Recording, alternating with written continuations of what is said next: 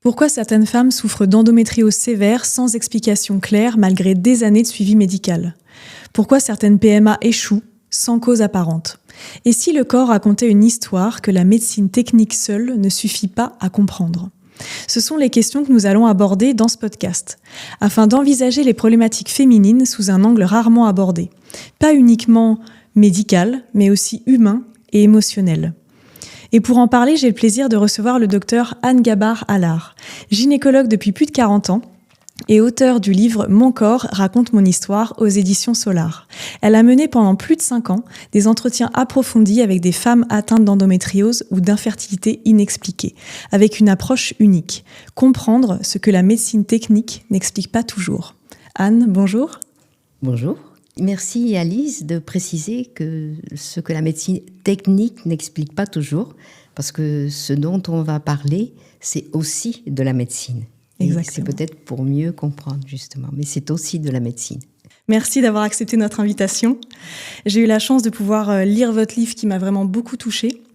Et je vous ai contacté car je suis en fait persuadée que votre témoignage pourra aider et surtout, je l'espère, libérer les femmes qui nous écoutent. Alors pour commencer, en fait, pourriez-vous vous présenter et nous expliquer comment vous en êtes arrivée à étudier l'impact des émotions et des traumatismes sur la santé féminine en tant que gynécologue? Alors comme vous venez de le dire, oui, j'ai 40 ans d'exercice de la gynécologie.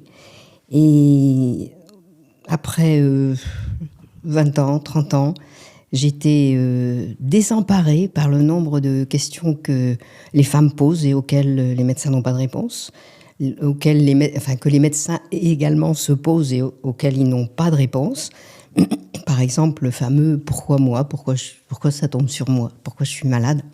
Et dans les infécondités, toutes ces femmes qui viennent et qui disent « mais je comprends pas, vous dites que tous les examens sont normaux et ça marche pas, et quand on fait une PMA, vous dites que tout est normal aussi, que tout s'enclenche bien et ça marche pas. Donc pourquoi ?» Et donc, j'avais aucune réponse à leur proposer. Et ça m'a démotivée, vraiment démotivée. Si bien qu'à un moment de l'exercice, je me suis dit, je vais arrêter de faire de la gynéco parce que je trouve que ça n'a plus de sens pour moi. Et j'ai pris une autre option. Je me suis dit, peut-être, il y a une connaissance que je n'ai pas et que je pourrais acquérir et qui pourrait m'aider à mieux comprendre. Et je me suis inscrite à un master d'histoire des sciences. Et j'ai compris avec ce master que la réalité, elle est beaucoup plus vaste que l'apprentissage que les médecins font. Les médecins, ils font de la médecine et encore de la médecine. Donc ce master d'histoire des sciences m'a permis d'agrandir ma réalité et de mettre des lunettes peut-être sur mon nez. Et après ce master d'histoire des sciences, j'ai retenu aussi une phrase qu'Albert Einstein disait souvent: un bon chercheur, c'est celui qui se pose les bonnes questions. Et je me suis dit, mais est-ce que, par exemple, dans ces infécondités inexpliquées, est-ce qu'on pose les bonnes questions? Et j'ai décidé de faire une thèse en philosophie de la médecine. Et j'ai vu 300 patientes pour un entretien hors consultation, hors limite de temps, donc de 2 à 3 heures, pour poser la question: est-ce que nos maladies, nos infécondités tombent sur nous au hasard ou pas? J'ai intitulé ma thèse « Notre santé au risque de notre histoire ». Et ça a duré 5 ans. Et en fait, j'ai compris, j'en suis convaincue, que notamment dans les infécondités inexpliquées, elles ne sont pas inexpliquées, c'est qu'on ne pose pas les bonnes questions. C'est qu'on ne pose pas les bonnes questions. Anne, après 40 ans de pratique en gynécologie, comment votre regard sur l'endométriose a évolué? Alors, mon regard a évolué parce que pour l'endométriose, comme d'ailleurs pour toutes les autres maladies, ma formation était de m'occuper de l'organe malade. C'est-à-dire que si vous avez un problème pulmonaire, on s'occupe de vos poumons. Là, en l'occurrence, pour l'endométriose, on s'occupe de l'appareil gynécologique. Pour ces entretiens de thèse, je me suis intéressée non pas seulement, parce que c'est une étape qui est bien sûr obligatoire, mais non pas seulement à l'organe malade, mais à la propriétaire de cet organe. Et ça change tout. Ça change le regard qu'on porte sur cet organe. Parce qu'un organe n'existe jamais seul. Un organe, il existe dans un corps humain qui a une conscience supérieure, qui fait partie d'une lignée et qui vit dans un environnement. Et si on ne prend pas en compte tous ces éléments, on on est amputé d'une partie de l'information qu'on peut avoir et qui peut nous aider à comprendre. Et est-ce que selon vous, l'endométriose, on peut dire aujourd'hui, au regard de tous les entretiens que vous avez faits, qu'elle possède une dimension émotionnelle, cette maladie? Alors cette maladie, comme toutes les maladies, j'ai changé mon concept de façon de réfléchir la santé, la maladie, la médecine, en prenant conscience que nous sommes faits de matière. Nous avons un corps, mais que ce corps, il a aussi, c'est notre humanité, une conscience supérieure. Et on ne peut pas désarticuler l'un de l'autre. Ils sont indissociablement, indiscutablement entremêlés, liés. Et si on veut comprendre l'être humain et la santé, on est obligé de prendre en compte cette partie corporelle et matière, mais aussi cette partie conscience supérieure. Ce sont les émotions qui sont le lien entre la matière et la conscience supérieure. Et toutes nos émotions ont un impact physique. On rougit de honte, on tremble de colère, on pâlit de peur. Donc toutes nos émotions qui font partie de... Oui, je dis notre conscience supérieure, je ne sais pas trop comment autrement la définir, et qui ont un impact sur notre corps. C'est une information qui est reçue par la matière. Est-ce que vous l'avez vu chez vos patientes, l'impact émotionnel ou même de certains traumatismes chez des endométrioses récidivantes, des patientes avec des endométrioses qu'on dit partout dans le ventre, il y en a partout, des adhérences partout et qu'on ne sait pas expliquer? Est-ce qu'il y avait des traumatismes qui pouvaient être liés à ça? Alors, je pense que ces informations d'émotion, elles m'ont donné, j'en suis convaincue, la clé de l'explication sur comment la matière transpire ce que nous vivons, transpire notre vie, notre histoire, notre lignée, par l'intermédiaire de nos émotions. Et il se trouve en symbolique que l'endométriose, elle se porte sur notre organe génital, donc le féminin. Donc l'endométriose, c'est cet endomètre qui normalement se trouve à l'intérieur de l'utérus et qui, pour des raisons qu'on ignore, s'égare un peu et va dans un endroit où il ne devrait pas être. Et comme si ce symbole de féminin cherchait sa place, quoi. Et donc cette information, elle m'a été très précieuse pour mieux comprendre un espèce de trait commun, une ligne rouge, de ce que j'ai noté chez les patientes atteintes d'endométriose. C'est pas forcément lié à un traumatisme sur la femme qui en est porteuse, mais est-ce qu'on peut aussi parler de traumatisme qui serait sur la mère, la grand-mère, qui en fait pourrait impacter? Complètement. Ça peut être, comme vous le dites, l'impact de la femme directement. Donc, il y a tous les traumatismes sexuels qui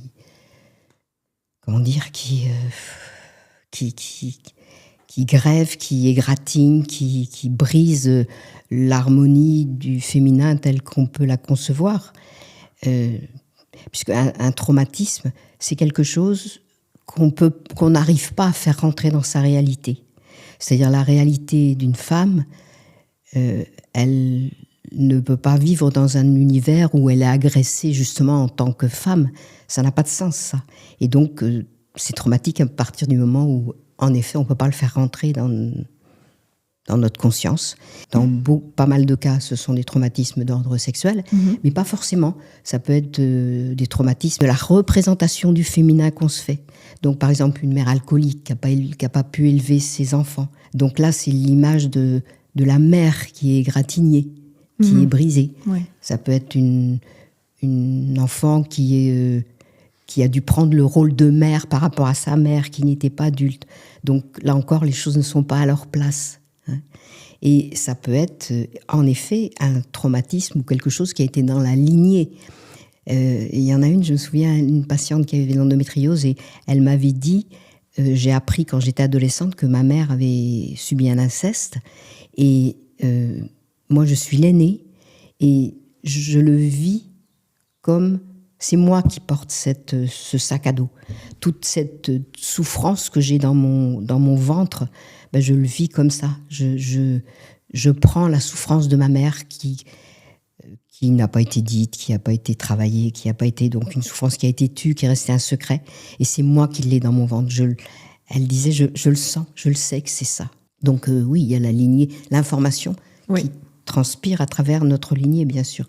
Beaucoup de femmes se sentent coupables d'entendre que certains de leurs traumatismes passés peuvent être en lien avec l'endométriose, l'adénomiose ou une infécondité inexpliquée. Comment expliquer, en fait, concrètement, que le lien entre traumatisme et maladie n'est pas de leur faute ? Alors, c'est très important, ça, de ne pas culpabiliser. En fait, quand on subit un traumatisme, que ce soit par exemple un traumatisme sexuel, le coupable, c'est l'agresseur.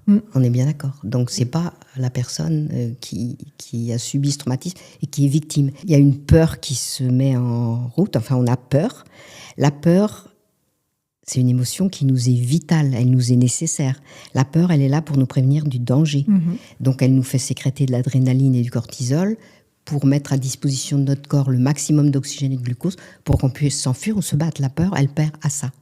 Une fois l'épisode aigu passé, ces hormones reviennent à un taux de base et c'est tant mieux parce qu'elles sont toxiques pour le cerveau et pour le cœur.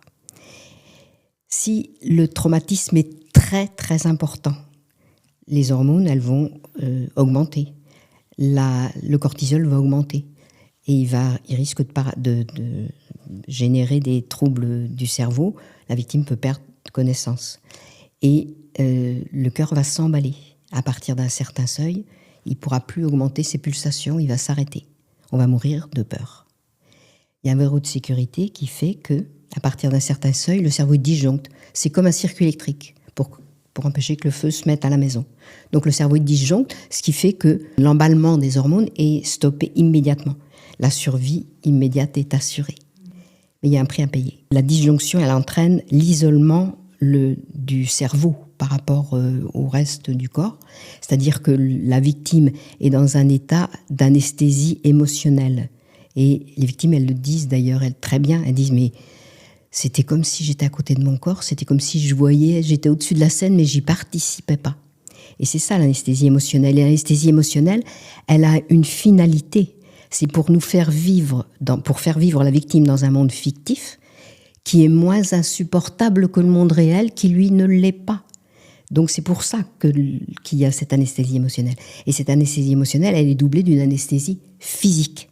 C'est-à-dire que le cerveau, il peut commander, le corps n'obéira pas. Et c'est pour ça que les victimes, par exemple, ne crient pas, ne se débattent pas, ne griffent pas, ne sauvent pas. Il y en a une qui m'a dit, moi je ne peux pas dire que j'ai été violée parce que je ne me suis pas débattue. Et donc à cause de cette absence de réaction, souvent les victimes disent, en fait, depuis ce temps-là, mais j'ai une culpabilité énorme et une honte énorme, parce que je me dis, c'est comme si j'avais cautionné ce qui s'était passé.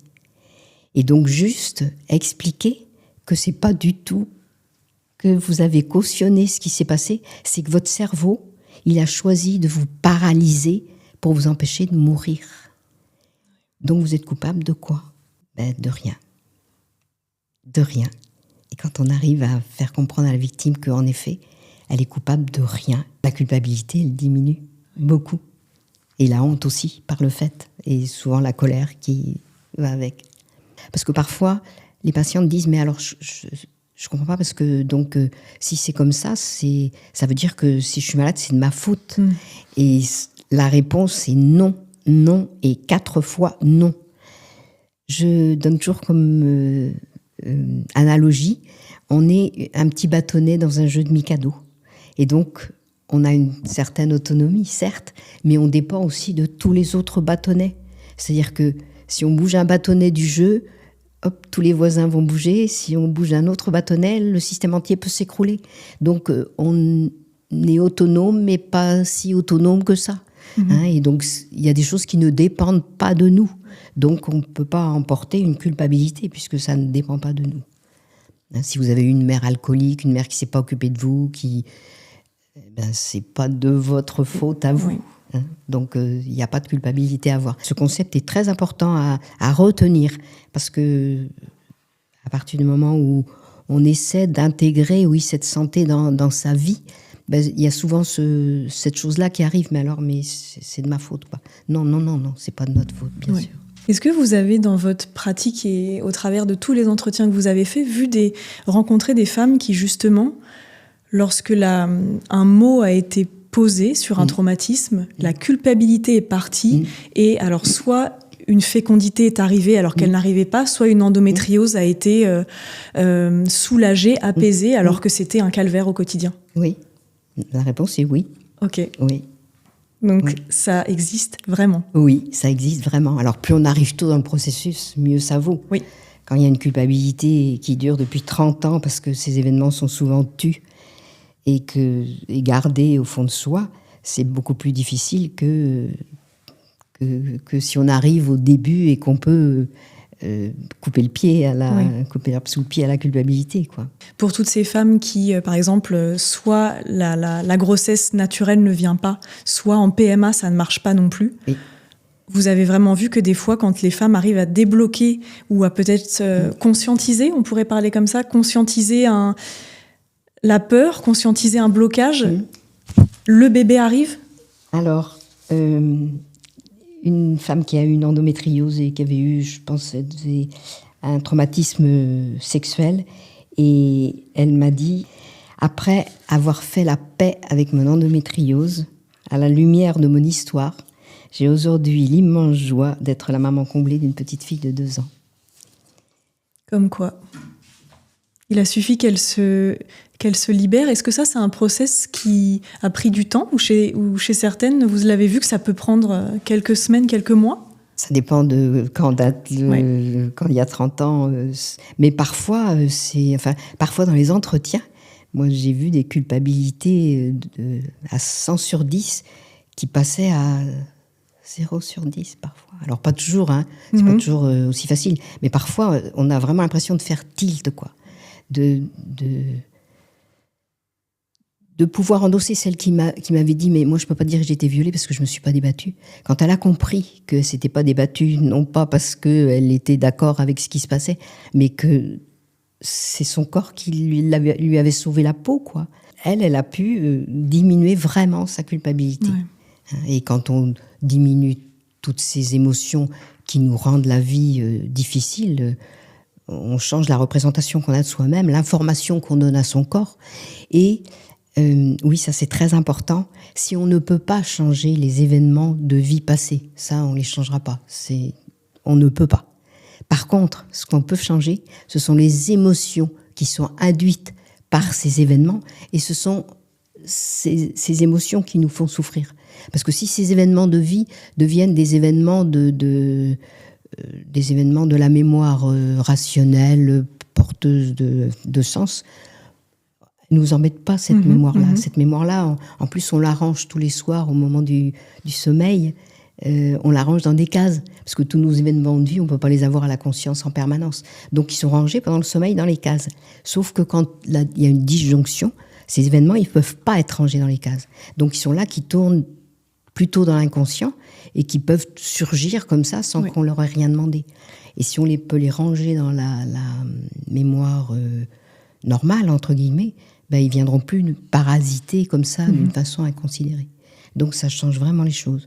Et je le répète, oui, on peut changer les émotions qui sont induites. Alors, parfois, avec juste des explications de physiologie, de psychotraumatologie, et parfois, quand c'est pas suffisant, on peut faire des séances d'hypnose, de MDR sur ces événements de vie traumatiques quand ils ont été repérés. Et donc le MDR, c'est Eyes Movement Desensitization Reprocessing, j'ai un accent, voilà. C'est-à-dire que on pense que les événements, ces souvenirs, on les range dans la mémoire à un moment du sommeil où on a un petit mouvement, clonique des yeux. Oui. Et en remettant la victime dans le traumatisme et en faisant ces petits mouvements des yeux, en fait, on aide le cerveau à refaire ce qu'il aurait dû faire et qu'il n'a pas pu faire puisque c'était un événement traumatique. Okay. Donc, parfois, avec quelques séances... C'est pas toujours facile, hein. Souvent, c'est douloureux de refaire ces séances, mais quand elles sont faites, parce que et l'hypnose, et le MDR, et les TCC, ce sont des outils. Donc des outils, il faut savoir s'en servir. Si vous ne savez pas vous en servir, non seulement ça ne fera pas l'effet escompté, mais il ne faut pas le faire, quoi. Donc s'adresser à des gens compétents, savoir sur quoi on va faire on va utiliser ces outils. Et enfin, le MDR, c'est remarquable, les résultats qu'on a. Quand, je le répète, c'est fait par des gens compétents sur des événements bien précis. On ne peut pas dire « Ah ben, je voudrais faire de l'hypnose ». Ben non, sur quoi ? Il faut d'abord bien comprendre, qu'il y ait bien une prise de conscience, quoi. Mais donc, au final, on peut bien dire que certaines émotions pourraient se cristalliser, entre guillemets, dans les organes génitaux et créer soit des infécondités, soit certaines pathologies. On en voit, aujourd'hui, on entend parler partout d'endométriose, d'adénomiose. Avec votre regard de gynécologue, plus que vous avez fait au niveau de votre thèse, vous verriez vraiment que ces émotions-là, oui, elles peuvent prendre place dans divers organes et bloquer, on peut dire, un peu leur bon fonctionnement ? Se manifester dans la matière. Ouais. C'est une information, l'émotion est une information qui se manifeste dans la matière. Donc elle se manifeste en fonction de la singularité de chacun, de sa lignée, bien sûr, de son histoire, de son environnement. Et elle va se manifester différemment pour chaque individu. Oui, elle peut se manifester dans le côté féminin quand ça trait à une difficulté par rapport à ça. Anne, en tant que gynécologue depuis plus de 40 ans, est-ce que vous pourriez dire qu'on peut guérir de l'endométriose ? Oui. Ça, on ne l'entend pas souvent. Non, je sais. Mais ma réponse, à moi, c'est oui. Alors, guérir de l'endométriose, ça veut dire quoi ? Oui. Faire disparaître les lésions, pourquoi pas ? Puisque ces lésions, de toute façon, elles disparaîtront après la ménopause. Ou faire disparaître les symptômes. Oui. Mais après tout, si on n'a pas de symptômes, on s'en moque, quoi. En plus, on sait bien que parfois, on trouve des endométrioses complètement asymptomatiques. Oui. Un chirurgien, quelqu'un qui est opéré pour autre chose, on dit à la dame « Ah, vous avez de l'endométriose ?» « Ah, oui, je ne le savais pas et je m'en fous, je n'en souffre pas. » Et donc, quand on a atteint ce but-là, que demander de plus, quoi. Oui, c'est vrai. C'est tellement quelque chose qu'on entend peu aujourd'hui. On dit que l'endométriose est une maladie aujourd'hui incurable. Oui, Et pour autant, avez-vous un témoignage à nous partager ? Alors, je dirais aujourd'hui, donc c'est une femme qui a compris le chemin, qui a emprunté la maladie, que l'endométriose n'est pas une maladie incurable, mais juste mon corps qui essaie de communiquer avec moi. Et donc c'était une autre. Elle dit, j'ai pu ouvrir les yeux sur moi-même, sur mon histoire, et voir la maladie différemment, comprendre ce que mon corps me dit. Comprendre ce que mon corps me dit. Par exemple, celles qui se sentent toujours coupables d'avoir été agressées, par exemple, elles ne peuvent pas endosser leur statut de victime, forcément, si elles se sentent coupables. Et donc, pour guérir, c'est la première étape. Pas acquérir un statut de victime pour y rester et se dire « je suis une victime » et voilà.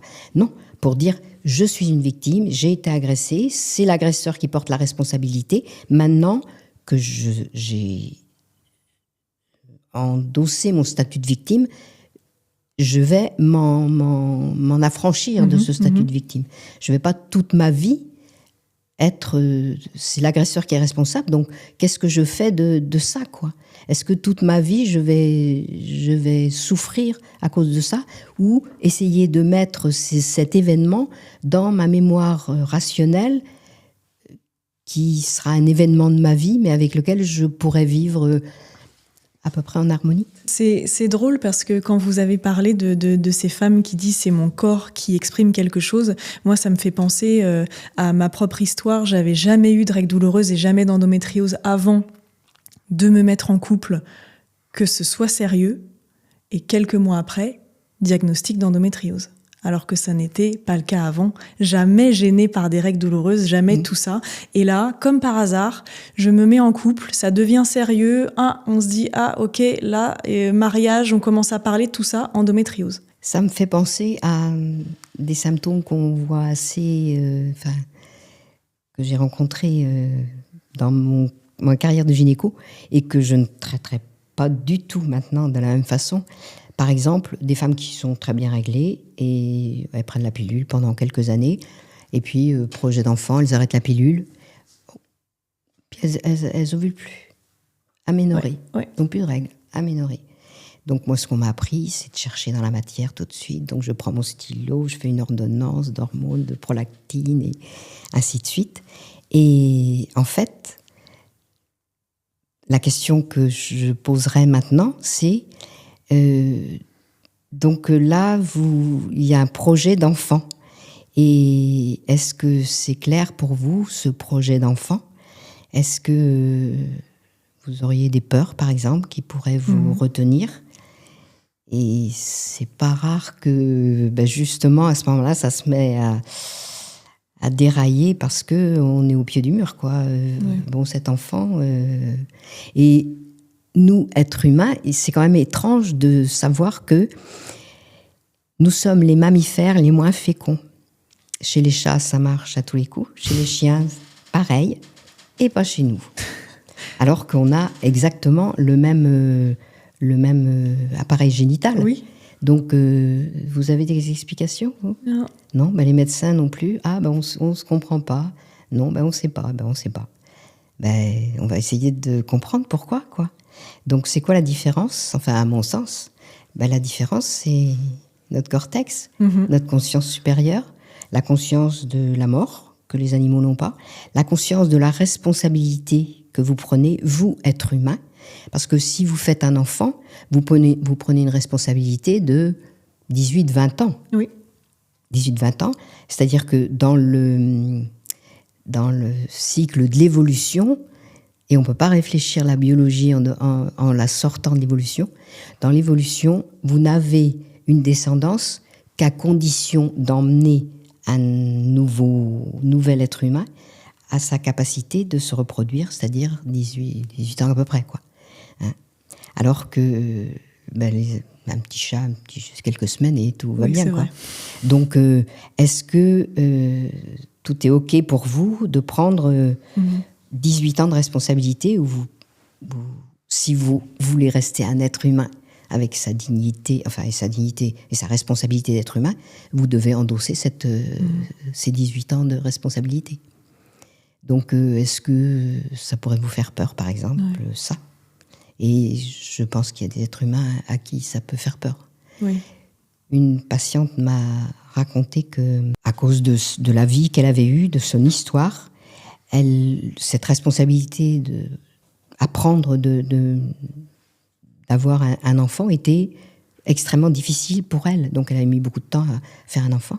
Elle avait eu un enfant et quand je l'ai vue pour un entretien dans ma thèse, elle m'a dit j'ai une petite fille, elle a 7 ans et tous les jours, je coche la journée en me disant ouf, un jour de moins de responsabilité. Waouh.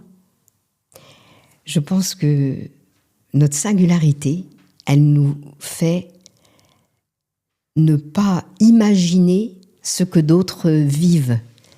Et je pense que savoir que cette femme vivait, ça change l'approche qu'on peut avoir. C'est-à-dire cette terreur qu'elle a eue, sûrement, de prendre cette responsabilité, malgré l'envie qu'elle en avait, quoi. C'était pour elle une vraie angoisse, sûrement. Et il n'y a pas de jugement dans l'affaire. C'est-à-dire qu'on n'a pas à dire « mais c'est idiot ». Oui. Non. Alors ça, oui, je tiens à le souligner aussi, parce que c'est très important. Une émotion ne se discute pas.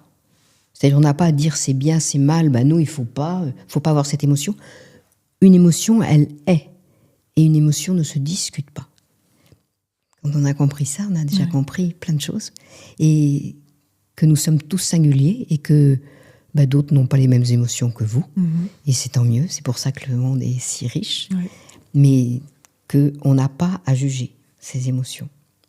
Et quand on parle d'émotion, donc il y a la peur qui est une émotion énorme dans le cadre de beaucoup de maladies, mais est-ce qu'aujourd'hui vous pourriez dire que la peur d'être mère pourrait bloquer certaines femmes à tomber enceinte ?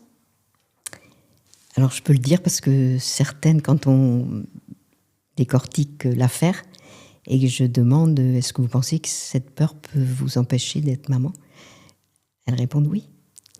Alors ces peurs, j'ai appris à poser des questions, et il y en a 3 que je pose et qui me paraissent essentielles.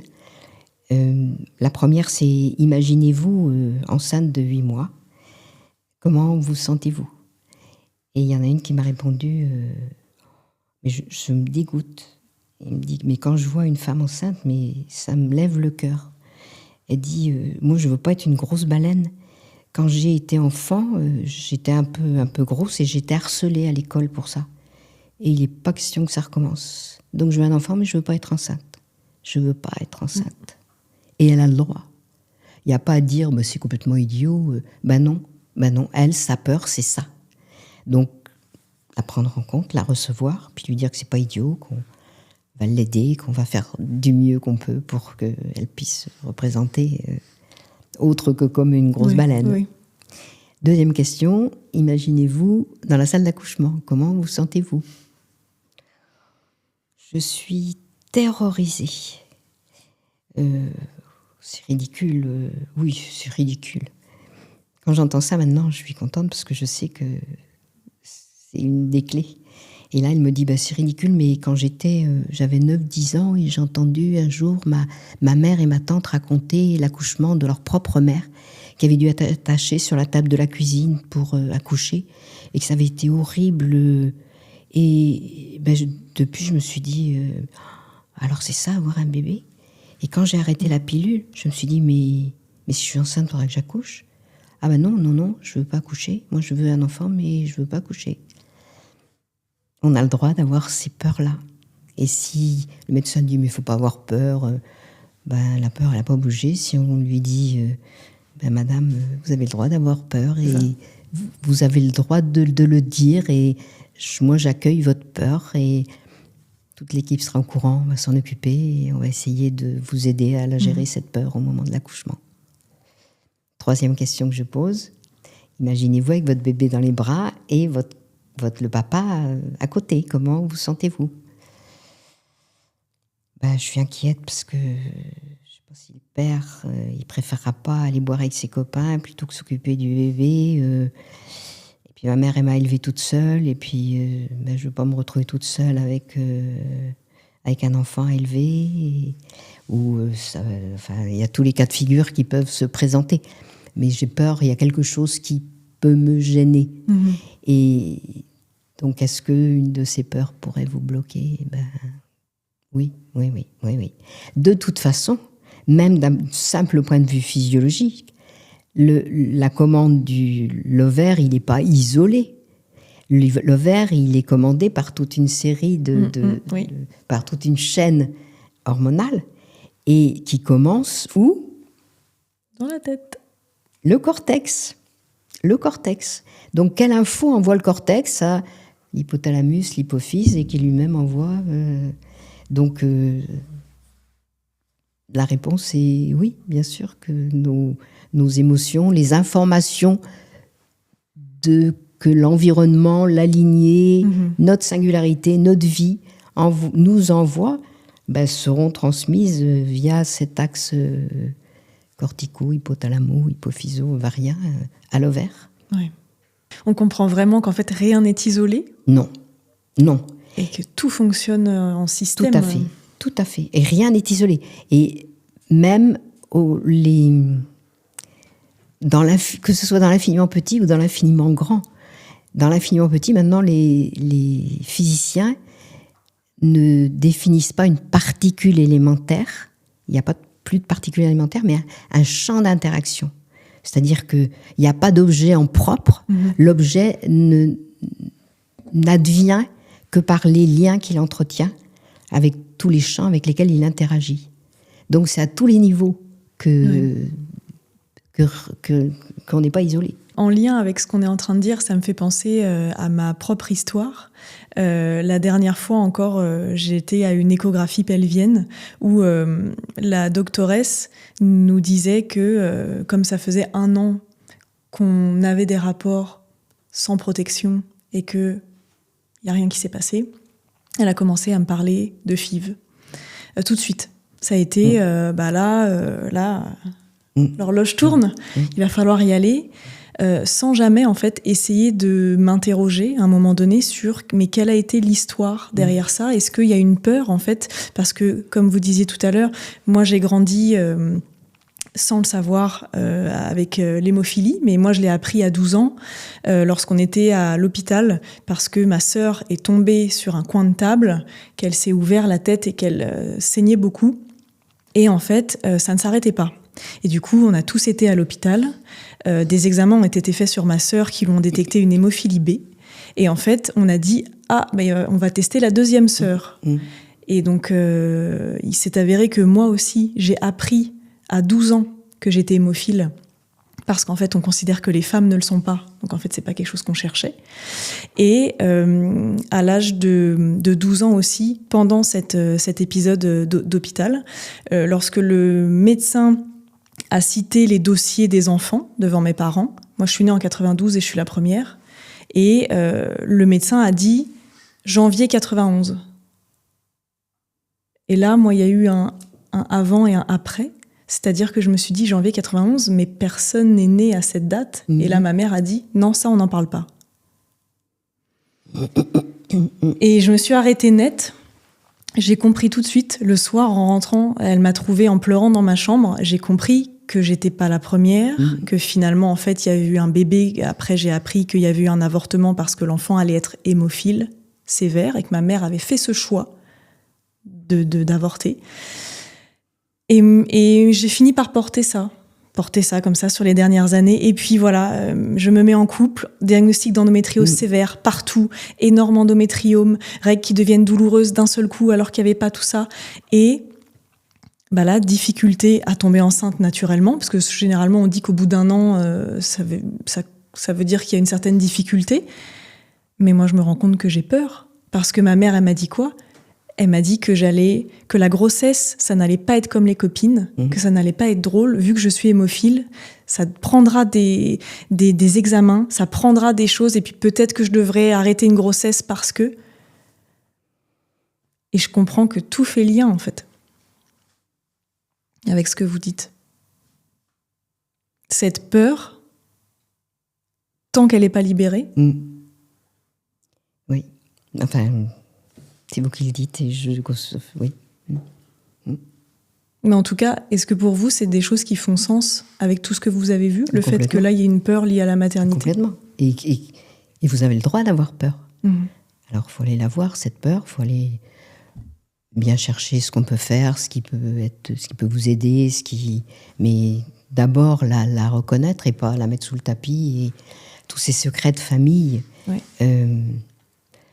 En fait, ces secrets, les choses existent, elles ont été. Et on croit, ou on croyait, parce que c'est de moins en moins vrai, mais on croyait que de ne pas les dire, c'est comme si elles n'avaient pas existé. Mais c'est faux. Elles ont existé. Et votre maman, elle a souffert de ça, peut-être sa décision, de devoir prendre une décision. Et cette souffrance de votre maman, elle a été tue, mais elle a été vécue. Et donc... vous, l'aîné, enfin, vous l'avez vécu avec elle, forcément, avec les émotions qu'elle a eues et dont elle n'a pas parlé. Donc, déjà, les mettre à jour, c'est déjà une première étape. Ouais. C'est déjà une première étape. Et comme vous l'avez dit tout à l'heure, une de vos patientes qui a dit « J'ai l'impression que je porte le poids, que c'est sur moi que ça retombe. » Moi, j'ai cette sensation depuis toute jeune. Depuis toute jeune. Le poids de la lignée, le poids de tout ce qui s'est passé en lien avec l'hémophilie, qui du coup, c'est une peur bleue d'être enceinte, mais une envie folle de l'être. Oui, bien sûr, bien sûr. C'est très paradoxal. Alors, ça aussi, c'est quelque chose que j'ai compris au cours de la complexité fait que nous sommes faits de paradoxes. On peut aimer et haïr en même temps. On est à la fois indépendant, mais dépendant de notre lignée. Et à tous les niveaux, on est ces paradoxes. Et donc, ça fait partie de notre complexité et de la différence entre un système compliqué et un système complexe. Et un système compliqué, c'est un système, par exemple, un ordinateur, où tous les éléments il y a beaucoup d'éléments, mais ils sont tous indépendants les uns des autres. Donc, s'il y a une ampoule qui grille, on change l'ampoule et ça remarche.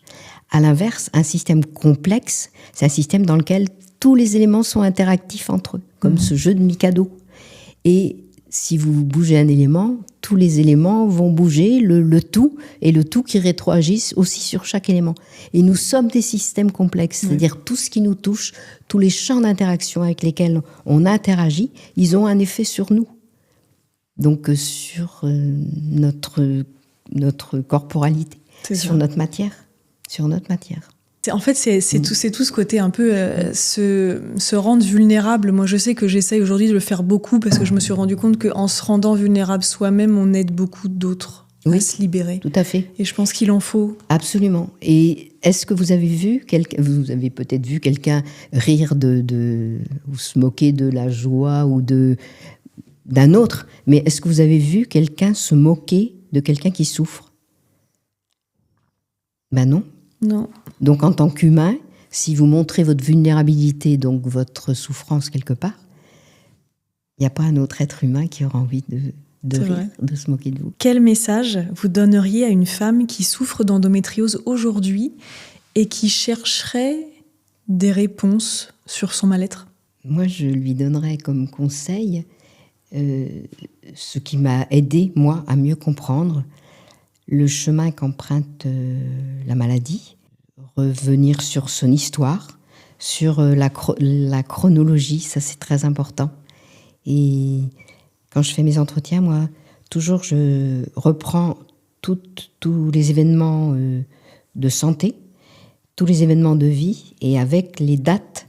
Oui. Et parfois, juste de mettre en lien, en miroir, il y a une prise de conscience qui se fait et qui permet de mieux comprendre ce qui se passe.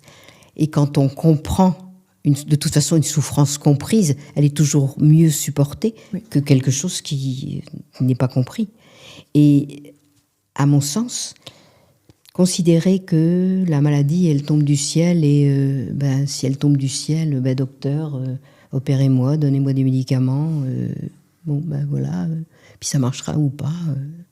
Alors que si on réussit à intégrer sa santé dans son histoire, si on comprend le chemin qu'ont emprunté les informations pour que votre corps matériel le manifeste par une maladie, ça vous donne un levier supplémentaire d'action.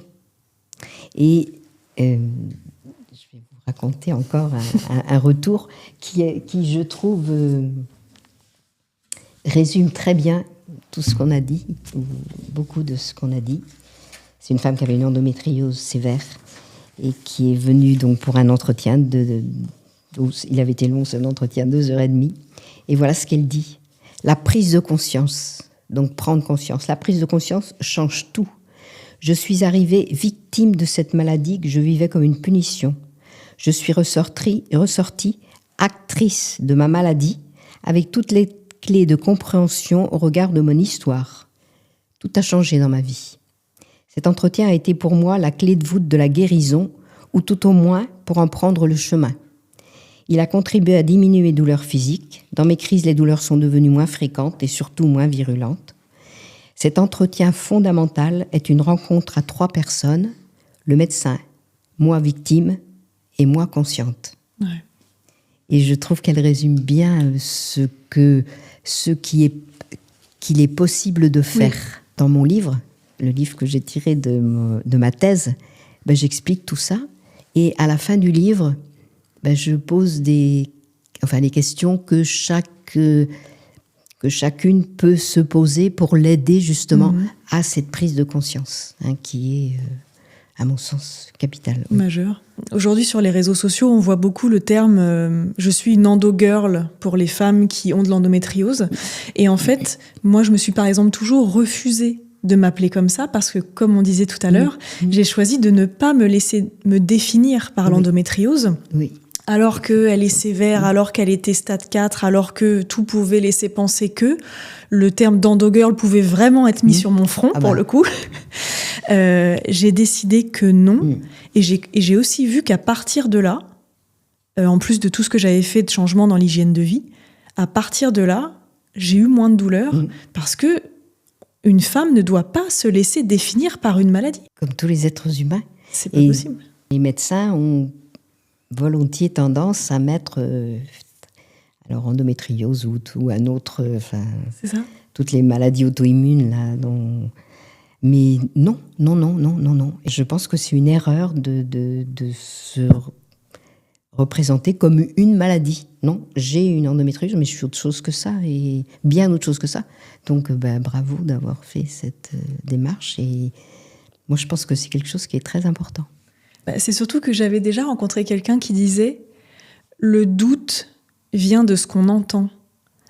Mais pour moi, ça veut dire aussi que l'espoir, dans ce cas-là, vient aussi de ce qu'on entend, vient de ce qu'on décide d'être ou d'accepter. Tout à fait. Nous sommes de la dynamique.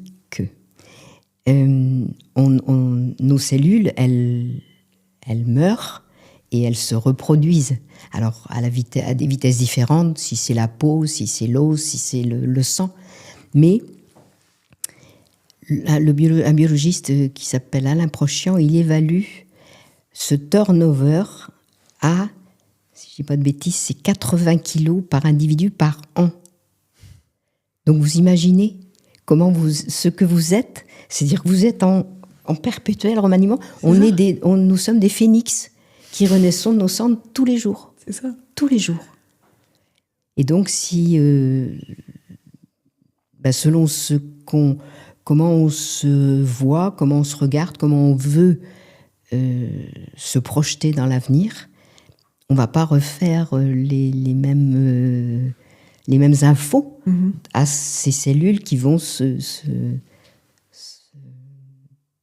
mourir et se reproduire et se refaire.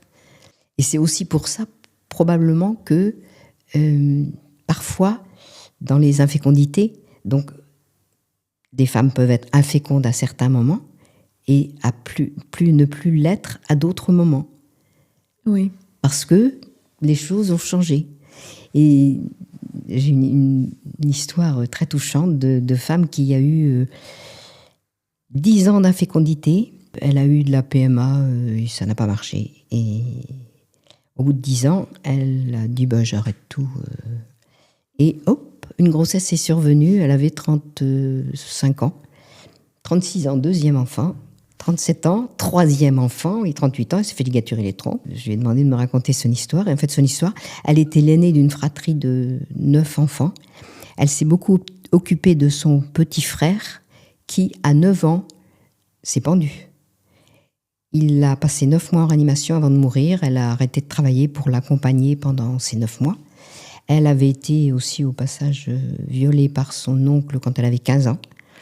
Et donc, elle s'est mariée. Et elle n'a pas pu avoir d'enfant. Et elle me dit, je pense que... Parce que je l'ai vue, elle avait 60 ans, donc elle avait un regard sur sa vie. Et elle me dit, le mot qu'elle a utilisé, je pense que c'était inconcevable pour moi de mettre au monde un enfant dans un univers d'une telle violence. Et je lui dis, mais qu'est-ce qui s'est passé alors pourquoi ces 3 enfants sont revenus subitement, spontanément? Et elle me dit, les hasards de la vie ont fait que mon mari et moi, on a gardé un enfant qui avait d'ailleurs 9 ans, l'âge de mon frère quand il est mort, un enfant de la DAS. Et je pense que mon frère, à travers cet enfant qu'on a rendu heureux, m'a donné la permission de me reproduire et je me suis moi-même autorisée à avoir un enfant. Et après, ça a marché pour 3 autres d'un coup, sans aide médicale. Souvent, d'ailleurs, on le voit, on entend beaucoup les femmes qui font de la PMA, ça marche pas, puis elles se disent Ah oui. j'abandonne, grossesse spontanée. Voilà. Et dans ces cas-là, il y a souvent quelque chose dans la vie. Il y en a une, elle vivait à Paris. Elle était, je sais pas, elle avait un poste à responsabilité à Paris. Elle dit, à Paris, on est fou, quoi. On vit comme des robots. Je me pose aucune question. Métro, boulot, dodo. Donc elle a essayé de faire un enfant pendant un an ou deux, je crois. Puis ça marchait pas. Et puis, quand elle était jeune, elle habitait au bord de la mer. Elle a dit, oh, mais j'en ai marre, je veux revenir au bord de la mer. Et elle est revenue au bord de la mer. Elle a retrouvé un job parce que c'était important pour elle. Et 2 mois après, elle était enceinte. Et elle me dit, je lui dis, qu'est-ce que vous en pensez? Elle me dit, mais en fait, la vie à Paris, c'est invivable, quoi. Oui. Il n'y avait pas de place pour l'enfant. Et quand je suis arrivée ici, je me suis dit, il y avait la place pour cet enfant. Il est venu tout de suite, tout seul, comme ça. Donc l'impact de l'environnement est énorme aussi. De tous les champs avec lesquels on est tous. C'est vraiment intéressant. Oui, je vous le fais pas dire. Oui, j'ai pris énormément de plaisir, moi, à faire ce que j'ai fait à la fin de mon exercice, là, cette thèse qui m'a ouvert des champs de compréhension que je n'avais pas auparavant. Aujourd'hui, si vous deviez reprendre la gynécologie vraiment en cabinet, j'en rêve. Mais vous la reprendriez différemment, notamment vis-à-vis des femmes qui ont des pathologies comme ça, comme l'endométriose?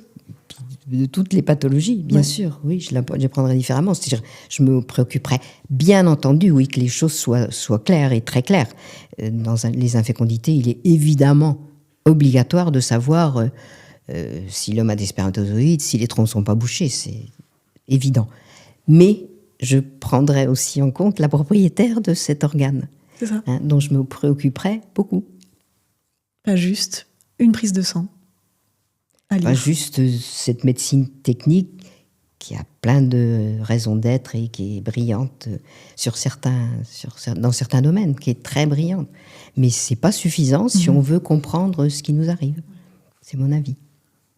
Et à tous les niveaux, parce que on parle de la sphère gynéco, mais quand j'ai fait cette thèse, je notais toutes les maladies, bien sûr.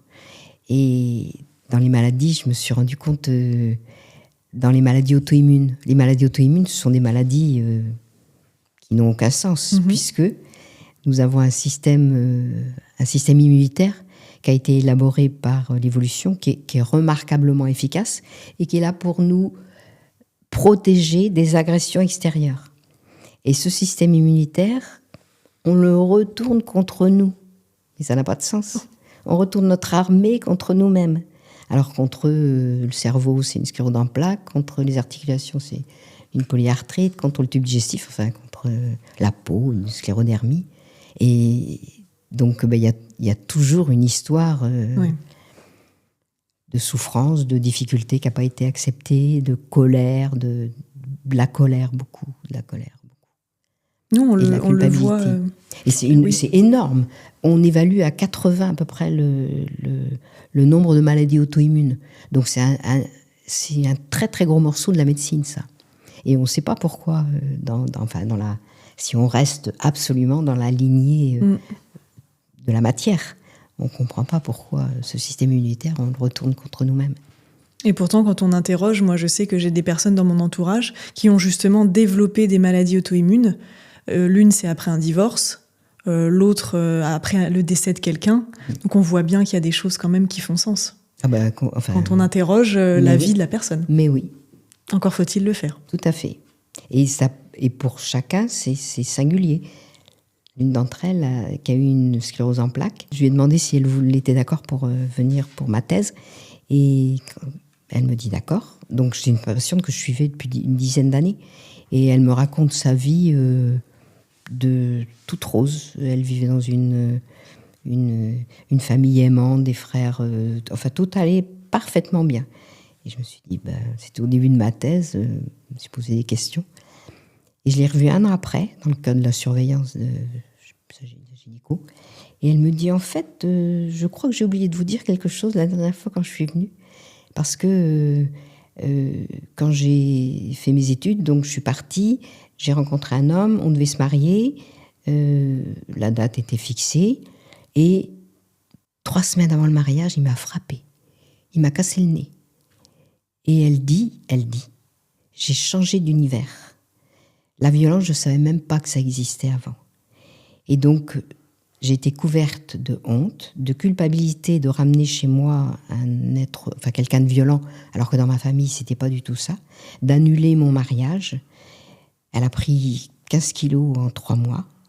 Et une culpabilité énorme. Donc, colère, culpabilité énorme. Et elle a déclaré elle a fait sa première crise de CEP après la naissance, parce qu'elle a rencontré un autre homme, et après la naissance de sa première fille. Et elle m'a dit, en fait, mais j'étais terrorisée à l'idée de mettre au monde un enfant dans un monde violent et de la violence que moi, je ne connaissais pas. Et donc, elle n'a pas eu toute sa vie des traumatismes terribles et un coup de poing. Et elle a déclaré sa CEP après donc plusieurs années de colère et de culpabilité qui ont été tues parce que elle n'a pas trop voulu en parler. Et elle me dit, je vous en ai pas parlé la première fois qu'on s'est vus, non pas parce que je voulais pas en parler, mais parce que je veux l'occulter. Et ça, c'est quelque chose... on a dit que le cortisol, il parasitait les connexions neuronales et il peut paralyser donc la mémoire. Il y a des pans entiers de vie qui peuvent être occultés pendant des années, voire disparaître des décennies avant d'être retrouvés. Ouais.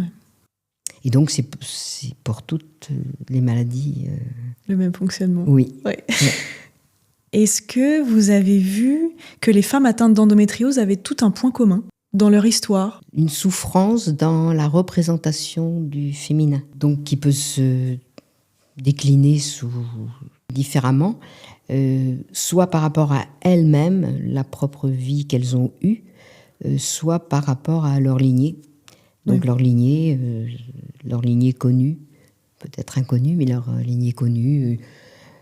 Je sais pas, il y a une avait sa grand-mère qui était prostituée, son frère aîné, elle l'a appris très tard, était né d'un viol de sa mère quand elle avait 18 ans. Donc c'est quand même une difficile représentation de ce que le féminin doit être. De la place du féminin. De la place du féminin. En fait, c'est ça, oui, la place du féminin. Enfin, j'insiste là-dessus parce que ce qui peut être traumatisme pour certaines peut ne pas l'être pour d'autres. Donc, ça peut être des... Alors, je n'ose pas le dire parce que des petits traumatismes pour certains êtres humains et pour d'autres, des choses qui sont très difficiles à vivre. C'est ça qu'on veut rappeler, c'est que on parle pas forcément, une maladie va pas forcément se développer à cause d'un traumatisme sexuel très violent. Non. Elle peut se développer sur un traumatisme de vie que certains pourraient trouver anodin. Absolument, absolument. C'est ça, donc c'est ça qui a rappelé, parce que je sais que sur les réseaux notamment, il y a beaucoup de femmes qui disent « Oui, mais moi j'ai de l'endométriose, j'ai pas subi d'agression sexuelle. » Bien sûr, bien sûr que toutes les femmes qui ont de l'endométriose n'ont pas subi d'agression sexuelle, je confirme. Mais il y a... Enfin, moi, c'est ça que j'ai trouvé. Une souffrance dans la représentation du féminin. Où il y a des femmes qui vivent très difficilement d'être sans arrêt dans la rue, agressées, un pince-fesse.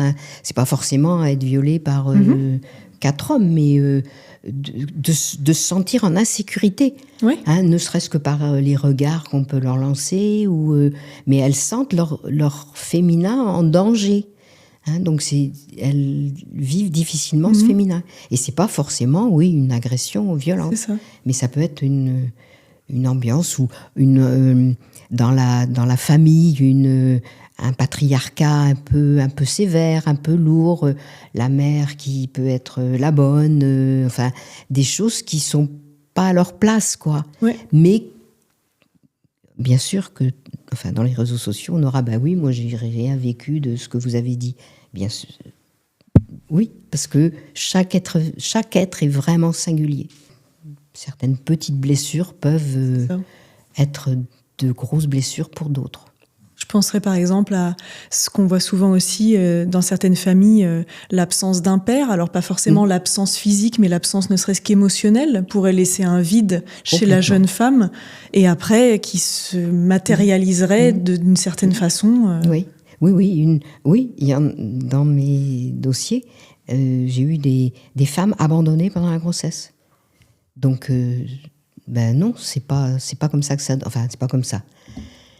On sait que, les anthropologues le disent, que dans les tribus où l'homme était pas là pour aider la femme, les enfants survivaient moins.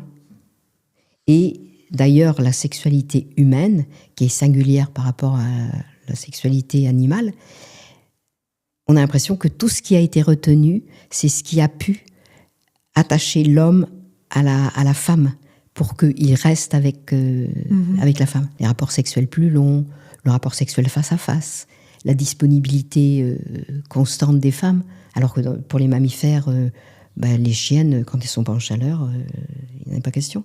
Donc toutes ces singularités ont été retenues pour certains anthropologues pour justement attacher l'homme à la femme pour qu'il puisse être là pour l'aider à élever les enfants et avoir donc 18 ans devant elle pour les aider. Parce qu'une femme seule, oui, c'est plus difficile d'élever un enfant.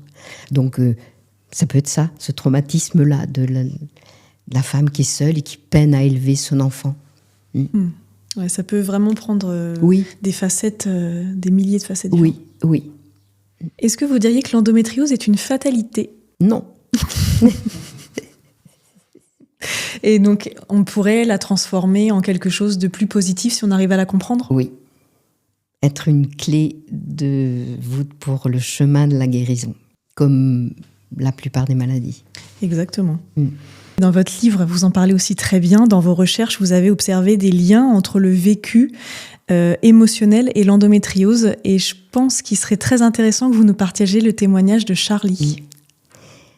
Alors, d'autant plus que le témoignage de Charlie a été un vrai tournant dans mon exercice. Quand j'ai commencé à faire ma thèse, il a été le premier témoignage. C'est une femme, elle a été abusée quand elle avait 9 ans.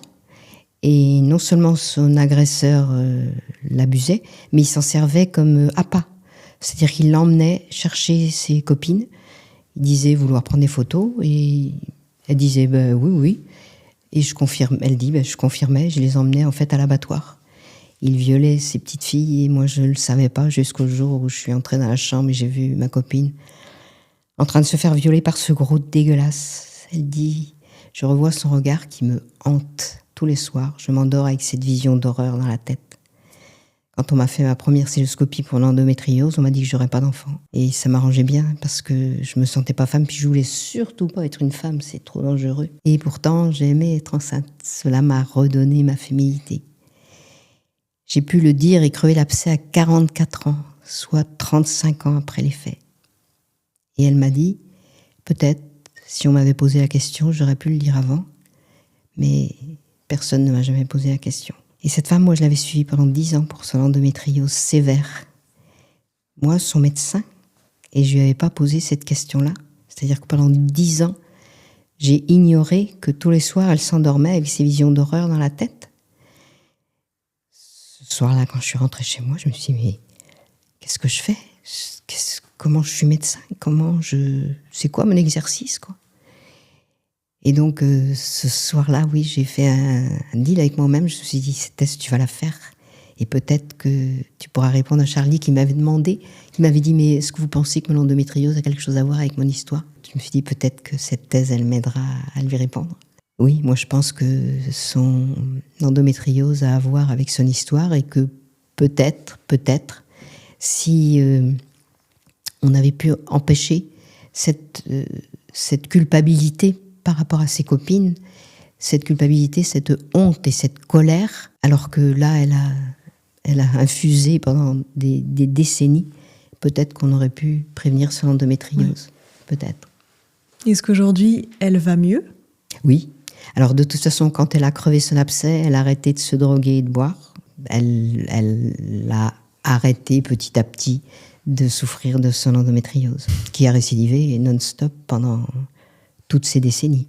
Jusqu'à ce que... Oui, l'abcès soit crevé et qu'elle comprenne que... elle m'a dit le soir de l'entretien, elle m'a dit, mais alors maintenant, je suis plus seule au monde. Oui, elle s'était enfin sentie écoutée. Oui. Donc comme quoi, il y a vraiment, dans sa vie à elle en tout cas, et dans la vie de beaucoup de femmes que vous avez écoutées, un lien entre le vécu émotionnel et la pathologie qui se manifeste dans le corps.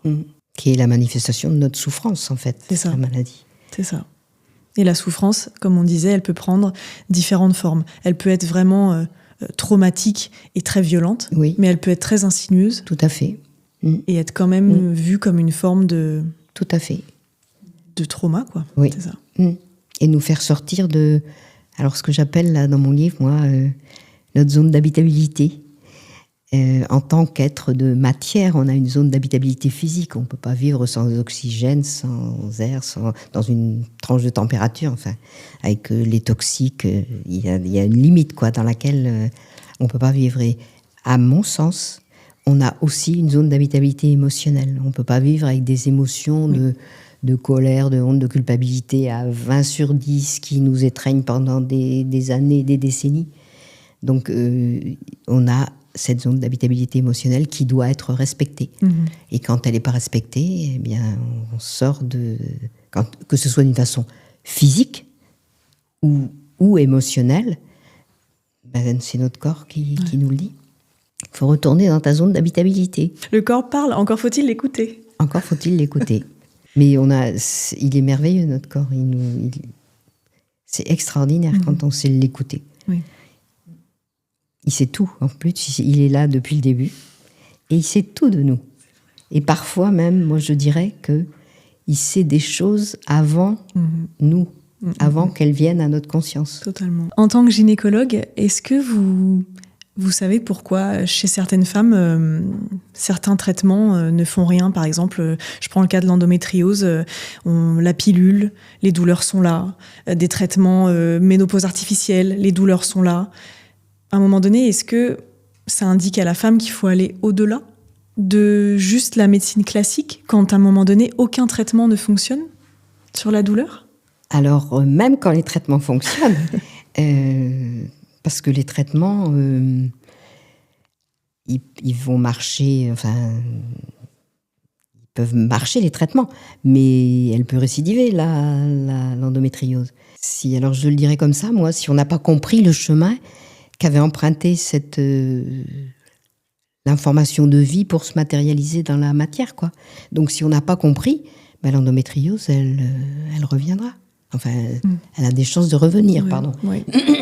Ça peut être guéri. Alors, parfois, on dit que la grossesse guérit l'endométriose. Oui, c'est vrai. On le dit beaucoup. Mais oui. Et étrangement, un des traitements de l'endométriose, c'est de mettre les ovaires au repos ou de mettre les femmes en ménopause artificielle. Or, la grossesse, c'est une inondation hormonale. Oui. Donc, c'est tout le contraire. Donc, pourquoi ça guérit? Moi, je m'étais toujours dit, c'était parce que dans la grossesse, il y a une sécrétion de progestérone très importante. Et du coup, vu que la progestérone est plutôt, je dirais, protectrice vis-à-vis de l'endométriose, est-ce que ça pourrait être ça? Mais pourquoi pas? Alors, l'une m'a répondu, parce que je lui ai dit, mais donc, qu'est-ce que vous en avez compris de ça, que votre endométriose, elle a disparu Alors, elle m'a répondu, c'est parce que ça a redonné ses lettres de noblesse à ma féminité. Ouais. Elle parlait de la grossesse? Oui, et là, donc la grossesse, puis la maternité, et le fait d'avoir un enfant. Mais je comprends totalement. Ouais, ce concept ça a remis à sa place tout ce que je pensais peut-être impossible, que j'avais... Ou difficile. Et donc l'endométriose, elle avait plus de raison de rester là, en fait. Parce qu'elle était là pour venir... donner un message. Totalement.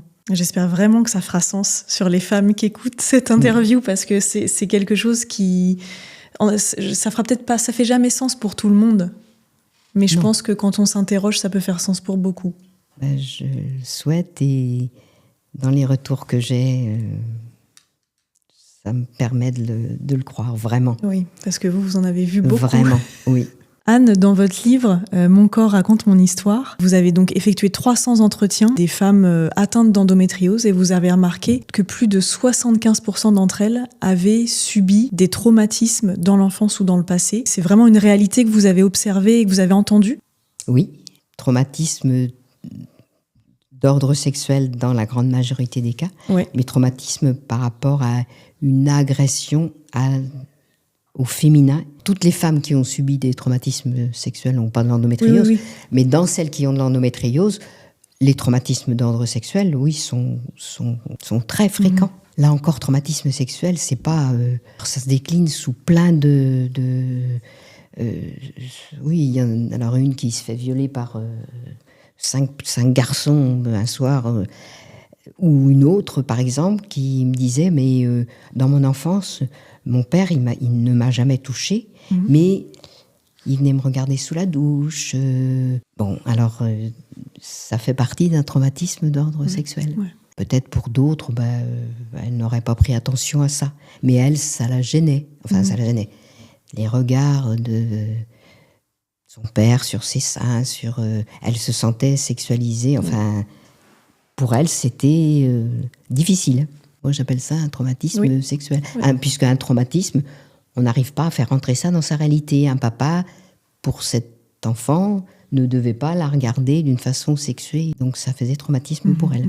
Vous l'avez compris, ce qui m'importe maintenant, c'est que mon livre soit diffusé et que ça profite à un maximum de femmes. Moi, je pense que c'est les femmes qui feront bouger les médecins. Et vous en parlez beaucoup dans votre livre, vous donnez beaucoup d'exemples. Moi, ça m'a vraiment beaucoup éclairée, notamment pour les femmes qui ont de l'endométriose, des problématiques pour tomber enceinte, des PMA qui ne fonctionnent pas. Il y a beaucoup de clés dans ce livre. Vous indiquez beaucoup plus de témoignages sur le site www.moncorpsmonhistoire.fr. On marquera en légende le lien pour que vous puissiez retrouver. Mais donc là, c'est des prémices. Il y a quelques exemples, mais sur le site, il y en a beaucoup plus pour aider les femmes à se libérer, parce que certains témoignages peuvent vraiment faire écho à leur propre vie. Et comprendre ce qui leur arrive. Exactement. Ce qui est un cadeau. C'est-à-dire ça, enfin, moi, ça a changé ma position de médecin, mais ça a changé ma vie. Parce que j'ai trouvé la notion de sens qui est tellement important pour l'être humain. Et voilà, ça a changé ma vie, ce travail de fin de parcours. J'aurais aimé avoir une gynécologue comme vous qui prenne le temps, au-delà de tout ce que fait une gynécologue habituellement. Moi, je me souviens la façon avec laquelle l'endométriose m'a été balancée via une échographie pelvienne, ni fait ni à faire, quelque chose qui a duré 3 minutes, dans laquelle on m'a dit « Oh, il y a un endométriome de 6 cm à l'ovaire gauche, va falloir contrôler tout ça. Je vais vous remettre sous pilule. » J'ai dit, non, je veux pas la prendre. Ok, dans ce cas-là, dans 3 mois, je vous revois, on fait une chirurgie, puis je vous mettrai sous pilule après, c'est pas grave. Au revoir, madame. Au revoir.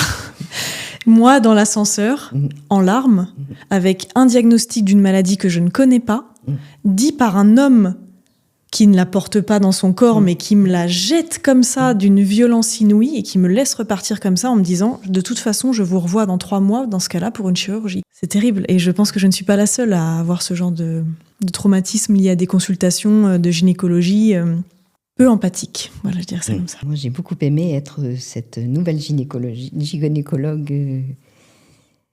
qui a exercé en fin de parcours mon parcours de gynécologie d'une façon autre que celle qu'on m'avait enseignée. Enfin, d'une façon complémentaire. C'est ça. Je pense que ça a été un cadeau pour les femmes qui vous ont eu sur votre fin de carrière. Certaines me l'ont dit, oui. Qu'est-ce que la médecine comprend aujourd'hui des pathologies féminines, par exemple, et de l'endométriose et des infertilités inexpliquées, et qu'est-ce qu'elle ne comprend toujours pas ? Donc la médecine, je préciserais que c'est la médecine technique. Et la médecine technique, elle constate. On a des appareils remarquables pour explorer le corps, mais ce qu'elle ne comprend pas, parce que elle est toujours dans cette scission du corps d'un côté ou de l'esprit de l'autre. Donc elle est encore c'est ou physique ou psychosomatique ou psychique. Or, tant qu'elle n'aura pas compris que les deux sont indissociables, il manquera un morceau. Il manquera ce morceau de notre conscience supérieure qui fait qu'on ne peut pas vivre sans, et qu'on s'en revendique, et les médecins en premier, très haut, de cette belle conscience supérieure dont nous sommes si fiers. Oui. Mais on vit avec, et notre corps vit avec aussi. Donc ce qu'elle n'a pas compris ou ce qu'elle n'a pas expérimenté, parce qu'à partir du moment où on l'a expérimenté, c'est une voie à sens unique, on ne peut pas revenir en arrière. Oui. Pour preuve, les 2 témoignages de médecins Oui. au début du livre, et pour qui ça a changé leur façon d'exercer à eux aussi. Docteur Juliette Cariou là, me disait, mais c'est incroyable, on gagne à tous les coups. En écoutant, oui. C'est plus simple, disons. Oui. Qu'est-ce que vous avez observé chez celles qui ont de l'endométriose, mais qui vont mieux? Qu'est-ce que vous avez observé chez elles? Alors, je vais vous raconter une histoire, encore, d'une femme qui a eu une endométriose sévère. Elle avait 9 ans, elle est partie en vacances avec sa maman. La maman a téléphoné au papa en disant « je suis enceinte ». Le père est arrivé ventre à terre en disant « j'en veux pas, si tu ne te fais pas avorter, je m'en vais ». Et il a fait ça devant les enfants. Et la maman s'est fait avorter, elle a fait une grave dépression à la suite de ça. Et la patiente qui a eu l'endométriose, donc, qui dit, mais en fait, ils nous ont mêlés à une histoire qui nous concernait pas. Et en nous rendant même responsables mon père m'a dit, tu sais, si on a un autre enfant, peut-être je pourrais plus te payer tes leçons de je ne sais quoi. Et donc, si ça a été traumatique pour ma mère, ça l'a été aussi pour moi. Et à l'adolescence, j'ai refusé je m'habillais comme un garçon, je me suis coupé les cheveux courts, je voulais pas de mes règles, elles étaient douloureuses, mais plus elles étaient douloureuses, moins j'en voulais. Elle a eu du mal à faire son enfant. À la fin, elle m'a dit, en fait, si on veut donner du sens à mon endométriose, moi je pense que j'ai refusé complètement ma féminité à mon adolescence. Mais donc j'ai eu un enfant, mon mari, j'ai un mari adorable, j'ai un enfant, oui, adorable aussi, un mari aimant. J'ai pardonné à mon père, et puis je me suis dit que ma mère, elle avait le droit de refuser, et que c'était son histoire à elle, et que c'était pas la mienne. Et je me suis pardonné quelque part à moi aussi, et je souffre plus du tout de mon endométriose. Donc les femmes qui vont mieux avec l'endométriose sont des femmes qui sont, est-ce qu'on peut dire, devenues un peu plus actrices de leur santé, est-ce que c'est ça le bon mot qui... Je pense que oui. Là, elle était devenue actrice de son endométriose, puisque elle a compris, enfin, elle l'a dit, si je donne du sens, c'est le refus que j'ai eu de ma féminité à mon adolescence à cause de son histoire. Et après qu'elle a réussi à réparer, en fait, parce que elle s'est mariée avec un homme aimant, elle a eu un enfant, elle a fait le chemin du pardon pour son papa, de la responsabilité de sa maman, qui en effet aurait pu dire, écoute, moi je le garde cet enfant, et elle a réussi à penser toutes ses émotions, en fait, elle a apaisé ses émotions. Et puis elle a retrouvé son harmonie, elle a retrouvé sa zone d'habitabilité émotionnelle. Et elle a réussi de passer de beaucoup de douleurs d'endométriose à... Ah oui, elle dit, mais j'ai plus aucune manifestation de mon endométriose. C'est vraiment des témoignages puissants parce que ça va à l'encontre de tout ce qu'on entend aujourd'hui sur l'endométriose. Comme quoi, il n'y a rien qui peut y faire. Même certains médecins, j'irais même là, c'est que certains médecins disent aux femmes que l'alimentation ou l'hygiène de vie n'a rien à faire avec l'endométriose, que ça n'impacte pas. Oui, parce que moi, je vis complètement à côté de mon corps, je m'en fous, je ne mange pas. Non, mais quand les médecins ils disent aux femmes, mais c'est dans votre tête, madame, mais vous me proposez quoi? La guillotine, c'est fini, je peux pas vivre sans ma tête. Ma tête, elle est sur mon corps, elle est... En fait, on se rend compte que beaucoup de maladies ne sont pas forcément incurables, et on se rend compte finalement donc, qu'il y a la génétique, mais je pense aussi qu'il y a l'épigénétique dont on parle peu. Est-ce que vous pouvez nous en parler un peu plus, Anne? Alors en effet, moi je pense que beaucoup de maladies sont curables et même en ce qui concerne la génétique, alors les gènes on les hérite de nos parents, ça on n'y peut rien, mais en même temps ce qu'on sait maintenant c'est que seulement 3% de nos gènes s'expriment. C'est-à-dire 3% des gènes qu'on a reçus de nos aïeux vont s'exprimer. Et c'est l'épigénétique qui va les pousser à s'exprimer ou pas. C'est-à-dire que même sur les gènes, on ne changera pas la qualité de nos gènes, ce qu'ils sont, mais la façon dont ils peuvent s'exprimer. Et donc, c'est cette épigénétique, c'est l'environnement, l'impact de l'environnement sur le génome qui fait que certains vont s'exprimer et certains ne vont pas s'exprimer. Donc, il y a peu de choses qui sont vraiment définitives, quoi. Ouais. Enfin, il y en a, oui. des maladies, mais beaucoup sont quand même impactés par cet environnement qui est capital, quoi.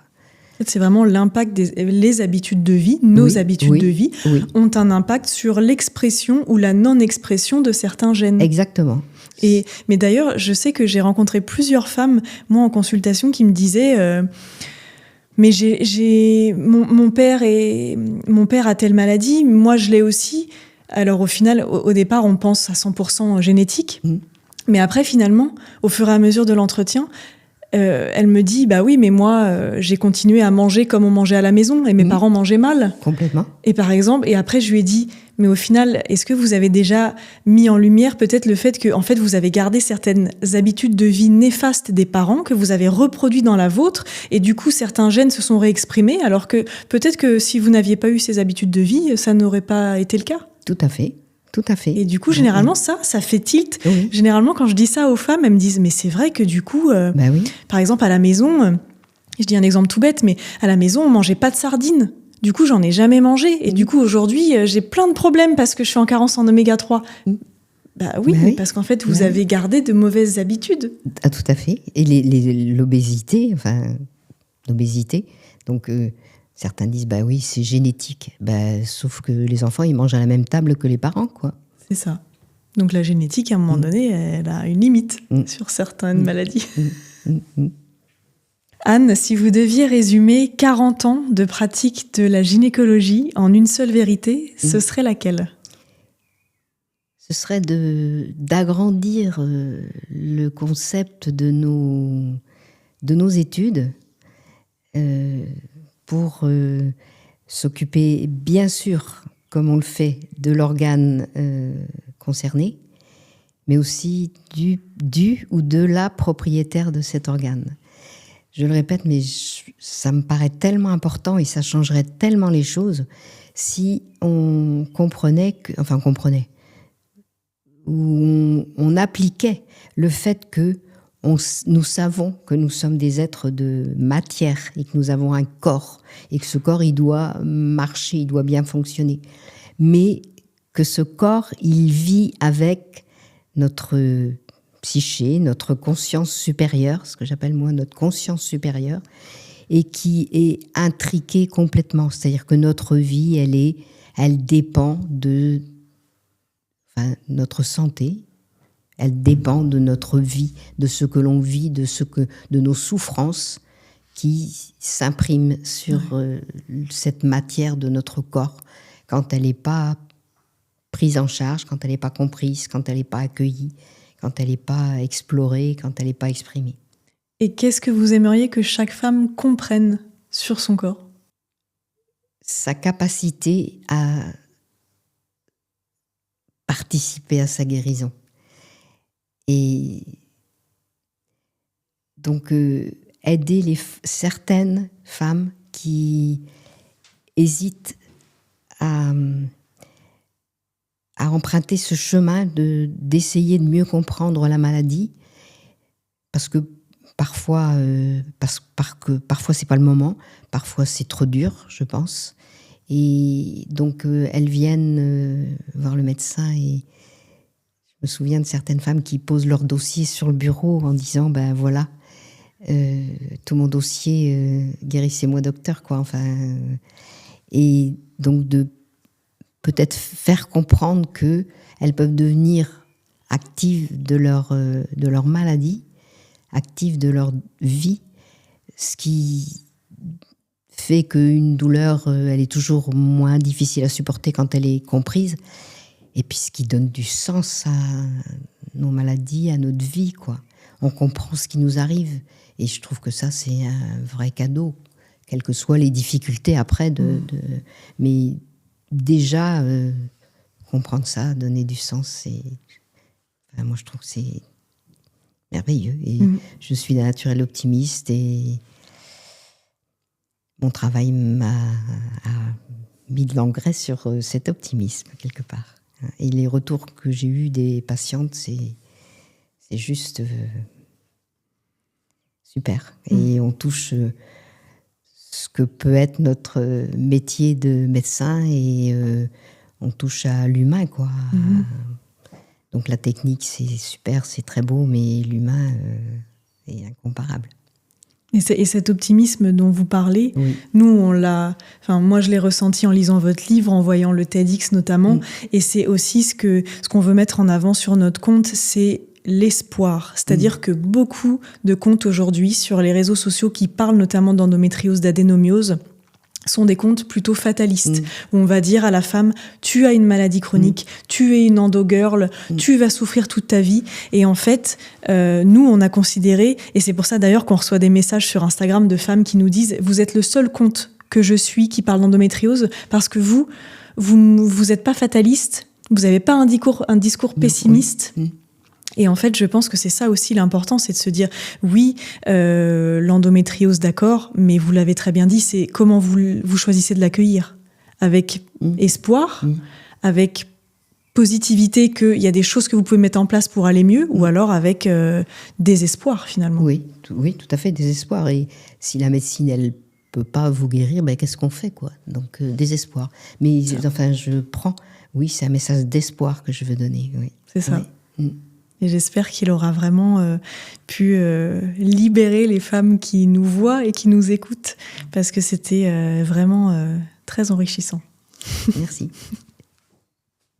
Merci beaucoup Anne pour ces échanges très riches. Je rappelle que votre livre « Mon corps raconte mon histoire » est disponible dans toutes les librairies, et les recettes de ce livre seront reversées intégralement à la Fondation des femmes. Merci encore pour votre impact dans la vie de milliers de femmes, et j'espère sincèrement que ce moment d'échange entre nous aura pu éclairer et surtout libérer les femmes qui nous écoutent. Merci beaucoup. Merci. Merci Alice de m'avoir invitée à partager ce que mon travail m'a permis de comprendre. C'était un cadeau, et je pense qu'il fallait le mettre en lumière, et pour que en fait ça soit juste divulgué à beaucoup plus de femmes. Donc merci pour ce cadeau.